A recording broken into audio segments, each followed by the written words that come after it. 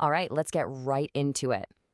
For years, we've all been sold this future that looks like it's straight out of science fiction. You see it every year at shows like CES, a world buzzing with helpful robots just waiting to take over our daily chores. And that's the exciting promise of physical AI, right? Intelligent machines that can actually move and interact and work in our world. But how close are we really? I mean, this is the dream, isn't it? This sleek, do-it-all robot that can fold the laundry, make the bed, maybe even pour you a perfect cup of coffee. It's the vision that grabs all the headlines, presented in these super slick, perfectly staged tech demos. A perfect robot assistant for our perfect, clean homes. But the reality? Well, it's a little bit messier than that. And boom, just like that, the dream kind of hits a brick wall. This quote actually comes from a real demo by LG, where their big, fancy premier home robot, well, it fumbled. It's such a simple, frustrating little phrase, but it perfectly captures the state of things right now. So this really brings us to the central question of this whole thing. Why is there such a massive gap between the promise of these incredible home robots and what they can actually pull off today? Well, when you start looking closer at these demos, like this one of LG's CLOID, you really start to see the cracks in the facade. The movements are painfully slow, the grips are clumsy, and the clothes just keep slipping. And here's the crucial thing to understand. What we're seeing aren't proofs of capability. They are declarations of intent. It's a company basically saying, hey, this is the cool stuff we're working on, not, hey, look at this thing that actually works. Now, this is where it gets really interesting, because this slide reveals the core problem. The biggest hurdle for home robots isn't just about making them smarter with better code. It's about physics. A factory, that's a scripted, controlled world. You've got consistent lighting, things are in fixed locations, the tasks are repeatable. But a home is chaos. You've got pets, kids, lighting that changes all day, and just unstructured mess. A living room is fundamentally completely random. All these clever workarounds aren't really enough to fix it. Sure, you can have a smart washing machine whose door opens automatically for the robot. That's a neat trick. But that whole connected home strategy, it can't solve the fundamental physical challenge of, say, picking a single flimsy sock up from a cluttered floor. That simple act of grasping and manipulating stuff, that remains the biggest hurdle.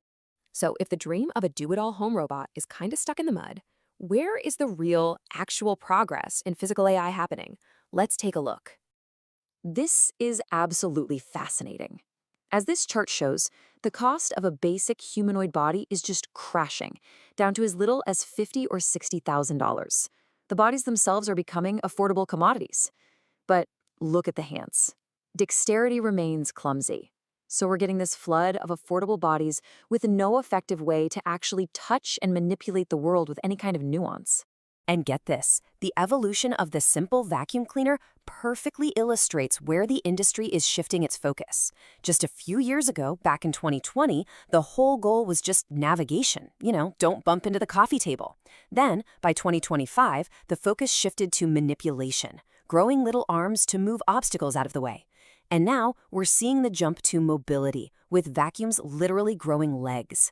The humble vacuum is becoming a mobile manipulator. You see, the real revolution is happening at the component level.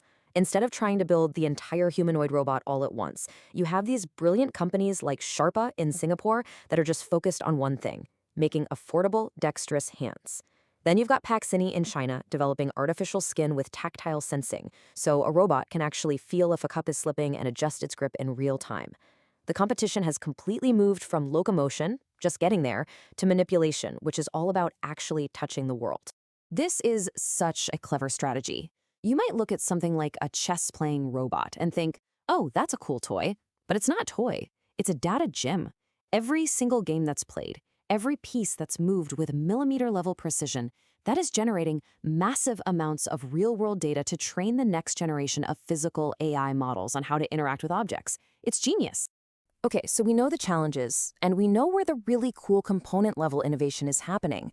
But where is physical AI already out there, deployed, and providing real value today? Let's look at the actual success stories. Everybody meet Adam, the bartender robot.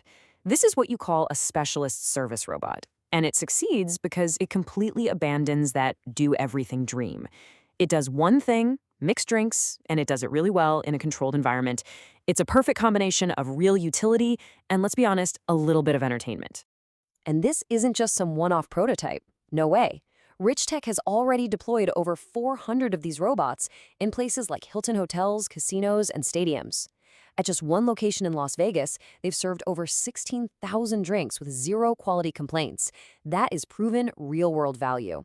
All right, next up we have what's called a cognitive industrial cobot, or a collaborative robot. This is Myra from Neurorobotics, and this is the same company whose home robot struggled, remember? But in a factory, it's a totally different story. It can respond to a simple voice command like pick up the apple and put it in the box, absolutely flawlessly. So why does it work so well here? Well, it's all about that controlled environment advantage we talked about. The apple, it doesn't move. The box, it's always in the same fixed location. The lighting, it's perfectly consistent. When you remove the chaos of a home, integrating vision, speech, and touch suddenly becomes a solved business case. And maybe the most successful application of all is sending robots into places where humans really shouldn't go. These dangerous environments, like inspecting energy pipelines or operating heavy machinery in a mine, are paradoxically way simpler for a robot than a living room is. There are just fewer variables, there are strict rules, and there's a really high tolerance for slow, deliberate movement. And this number says it all. 0. That's the number of injury incidents reported from Caterpillar's massive fleet of autonomous mining trucks. The return on investment here isn't just about efficiency, it's immediate, and it's measured in saving human lives. So when you step back, a very, very clear pattern for success just emerges from all these examples. You have to abandon the do-everything dream. You focus on a single, specialized task. You operate in a controlled or structured environment. And you go where the stakes are the highest, whether that's about safety or a clear financial return. So with this clear pattern in mind, what does this tell us about the future? Where should we really be looking for the next big wave of physical AI? This slide really just sums it all up. It's the playbook.